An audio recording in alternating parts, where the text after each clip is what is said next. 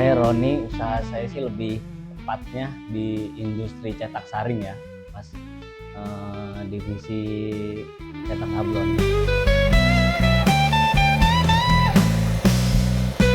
Cetak saring sendiri sih ya bisnis yang berkegiatan di basicnya sih dari seni rupa, Mas. Cetak saring karena dulu itu ya tahun 90 ya, mungkin cetak saring ini sulit buat diaplikasiin ke garment ya. Jadi beberapa para petinggi atau senior itu lebih ke sablon karena berawalnya dari sablon plastik, sablon cup dan lain-lain. Ya cetak saring itu ya sebuah gambar atau desain yang diaplikasiin ke garment, kaos, ya apapun sih Mas, dia bisa apa aja, kaos, plastik, cup, tote bag. Nah, cetak saring itu lebih ke apa ya? Bisa dibilang suatu desain atau suatu gambar yang diaplikasiin ke bahan melewati tinta. Tuh, medianya dia bisa apa aja, tapi kalau aku sih bergeraknya di garment.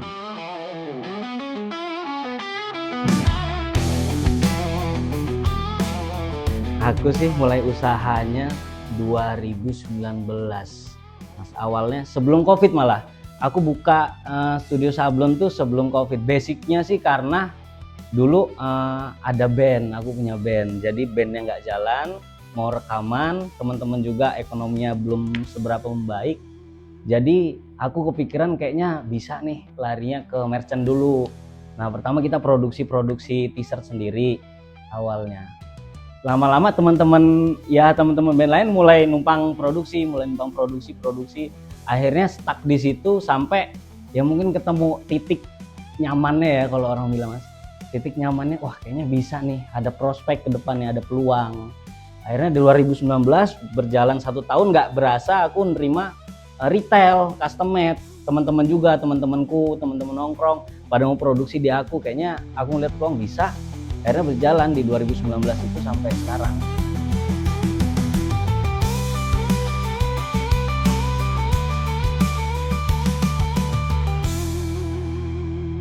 Ya kalau basicnya sih, kalau musisi sih aku nggak seberapa, maksudnya nggak seberapa paten ya di ngulik suatu musik gitu Mas. Karena dulu diajakin teman pertamanya, ayo ngeband. Kebetulan aku doyan gitar, diajak teman nge-ritem dulu, main di ritem.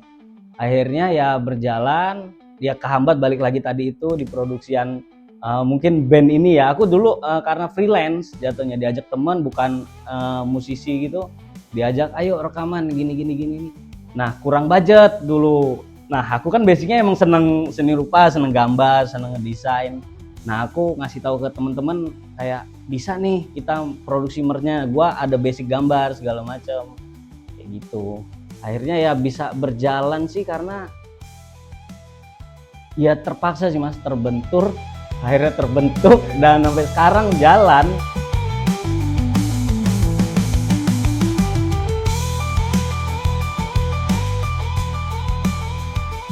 Karena ya dari sekian lama aku belajar, karena dulu basicnya kan dari YouTube aja Mas, ya otodidak lah, belajar ngulik, oh kayak gini cetak saring plastisol itu, oh seperti ini, rubber seperti ini. Tapi dengan keilmuan yang ada di ya digital gitu kan, kita nangkepnya kayak kurang, pasti ada beberapa ilmu yang nggak di share di situ. Akhirnya ada temen yang nyaranin ke aku, lu kalau mau fokus di sablon lu harus belajar. Sekarang ada yang namanya Sekolah Sablon Indonesia. Kalau dulu sih nggak ada. Dulu tahun 90 tuh ada namanya Amerika Screen Printing. Jadi kalau kita mau fokus belajar di sablon kita harus ke Amerika. Nah sekarang ada nih di Indonesia. Gitu. Akhirnya mau nggak mau aku terpaksa kan, karena aku ngerasa ilmuku nggak cukup. Ya harus nih kayaknya. Karena untuk sebuah karya seni rupa itu tadi sablon. Kalau aku sih ngeliat sablon tuh bukan cuma sekedar t-shirt sih Mas. Lebih tepatnya kayak ya t-shirt itu adalah sebuah kanvas berjalan yang dimana ada desain di situ, ada arti, ada makna kan. Nah aku buat nyiptain suatu karya yang sempurna itu lo harus produksi dengan cara yang benar, karena sebuah karya itu nggak ada yang baik, nggak ada yang bagus menurutku, tapi gimana caranya lo ngebus cara produksinya yang benar, yang baik kayak gitu. Makanya bisa jadi sebuah artikel atau t-shirt yang lu mimpikan tuh ya karena itu produksinya baik. Dan aku kenapa akhirnya memilih belajar itu ya mungkin karena emang akunya orangnya susah nangkep omongan orang lain sih Mas, kayak dikasih tahu tuh kalau nggak praktek langsung susah lah. Jadi mau nggak mau ya harus terjun langsung ke sekolahnya, harus cari ilmunya, harus ngulik segala macem.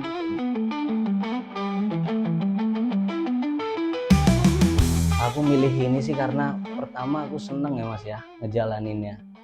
Karena ya kalau kita gambar di kertas atau ngelukis kan emang mungkin ya sedikit lebih susah untuk ngejualnya Mas ya. Kalau aku ngeliat peluang di sablon ini cukup besar, apapun bisa diaplikasiin ke semua jenis kain lah, semua jenis bahan kain. Jadi aku tuh numpahin karyaku ke kain itu bisa lebih mudah kalau di sablon. Bisa ke hoodie, crewneck, apapun lah, worksheet sekarang. Bisa lagi ke rompi vest, jadi nggak cuma kaos. Makanya aku, ya basicnya karena aku hobi desain, hobi gambar. Jadi ngelihat peluang juga di sablon nih, wah industri percetakan sehari ini nggak cuma sekedar bisnis usaha. Kalau dulu sih mungkin terkenal jadul ya, old school. Kalau sekarang kayaknya bisa nih dijalanin.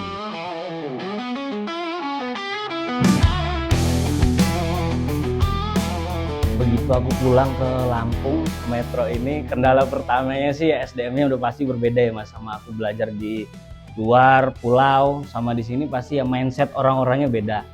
Nah yang pertama kali aku termasuk menghambat keilmuanku tuh karena beberapa desain yang udah masuk di sana atau ya patokannya di sana tuh ada kayak imamnya gitu. Kalau di sini belum ada, jadi kayak SDM di wilayah sini ngikutin yang di sana kayak gitu. Jadi apapun ilmu yang udah dapet bawa sana buat diaplikasiin di sini susah Mas pertama. Karena emang ya mungkin cara mindset itu orang-orang sini sama orang sana mungkin beda yang pertama. Dan itu juga nggak salah.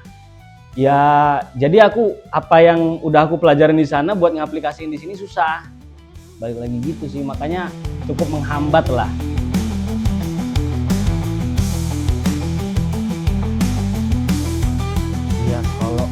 Ya sempet jadi pro kontra nih Mas waktu aku kuliah.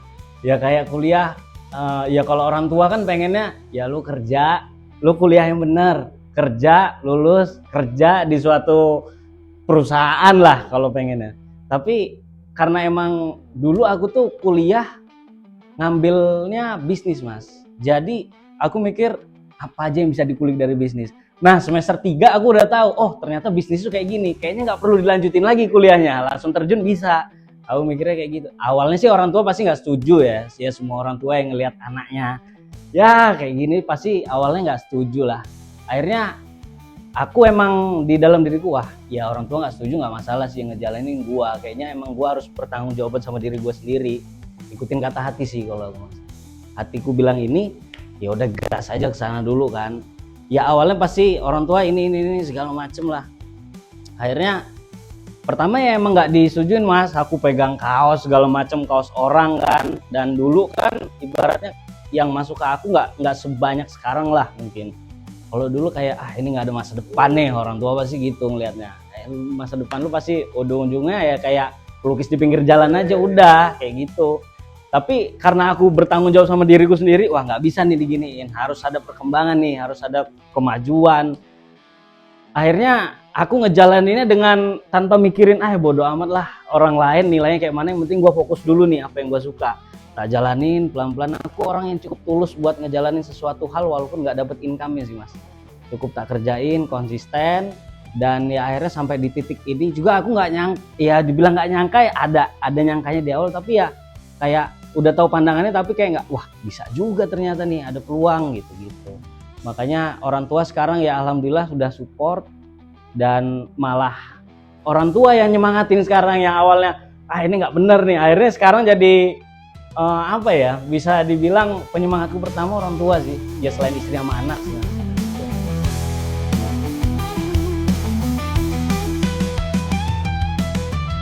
Yang trigger sih, aku orang yang cukup nggak mempersiapkan apapun segala sesuatu itu dengan baik Mas. Jadi aku di perjalananku ya udah 7 tahun terakhir ini, ketika ada masalah aku cari solusinya. Ada masalah aku cari solusinya. Dan menurutku di bisnisku yang sekarang ini solusinya nggak seberapa rumit lah.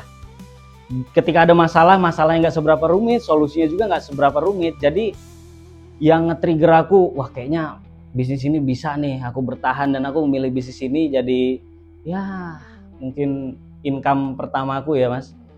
Ya karena itu aku ngelihat banyak peluang yang bisa diambil dari industri ini.